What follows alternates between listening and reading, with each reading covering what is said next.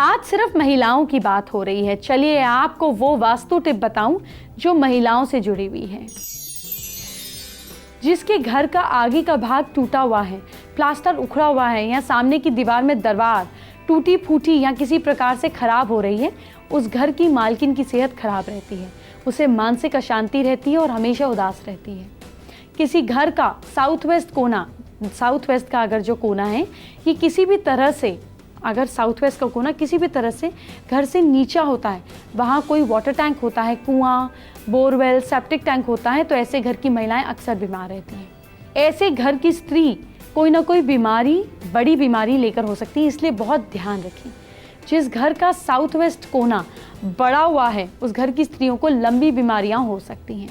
घर के पूर्व दिशा में मुख्य द्वार हो, उत्तर दिशा में काफ़ी कंस्ट्रक्शन हो, दक्षिण जगह खाली हो, तो घर की फीमेल के साथ अनहोनी हो सकती है। दक्षिण में घर का मुख्य द्वार हो और ईशान कोण तक घर बना हो और दक्षिण दिशा खुली हो, वहाँ बरामदा हो, तो जहाँ पर भी ये फीमेल रहती है इसकी हेल्थ खराब होती है। घर के दक्षिण दिशा का खुला होना या सभी कमरों और बरामदों में दक्षिण का भाग नीचा हो, तो उस घर की स्त्रियां खुश नहीं रहती। किसी घर के आंगन से पानी दक्षिण दिशा या साउथ वेस्ट की ओर से बाहर बहता हो, तो उस घर की स्त्रियों के लिए शुभ संकेत नहीं होते। मुझे मालूम है अभी महिलाओं के तिल की बात पूरी नहीं हुई, आप वेट कर रही हैं। आपको वेट क्यों कराया जाए, आपका इंतजार खत्म कर देते हैं। बाकी के तिलों की जानकारी मुझसे ले लीजिए।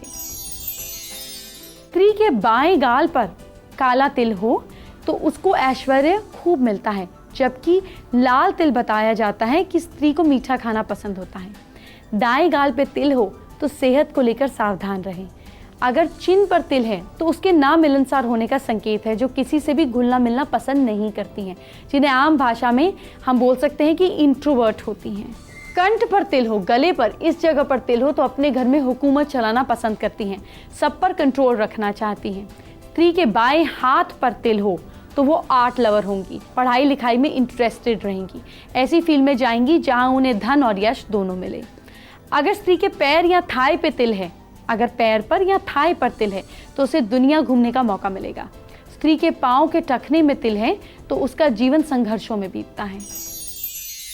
मेरी क्लास में आपका स्वागत है। महिलाओं की बात हो रही है तो उनके पतियों की बात भी कर लेती हूँ।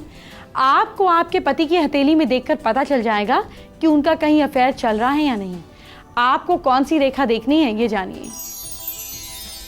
अगर कोई रेखा बुध पर्वत के पास यहाँ किनारे से चलती है, ये रेखा विवाह संबंध और अफेयर रिलेटेड होती है। कई बार ये यूं भी जाती है, आमतौर पर आप इन्हें खड़ी रेखाएं यूं देखेंगे। बुध पर्वत के पास अधिक छोटी छोटी रेखाएं बनी हैं या नहीं, अगर एक से अधिक रेखा हैं तो समझ जाना चाहिए कि एक से ज़्यादा अफेयर होंगे। देखिए बेसिकली लंबी रेखाएं जो हैं वो शादी की होती हैं, छोटी छोटी जो रेखाएं होती हैं वो अफेयर की होती हैं। बुध पर्वत लिटिल फिंगर के नीचे यहाँ पे बनी ये छोटी रेखाएं जो हैं, अगर ये गहरी हो तो इसका मतलब एक से ज़्यादा अफेयर होगा।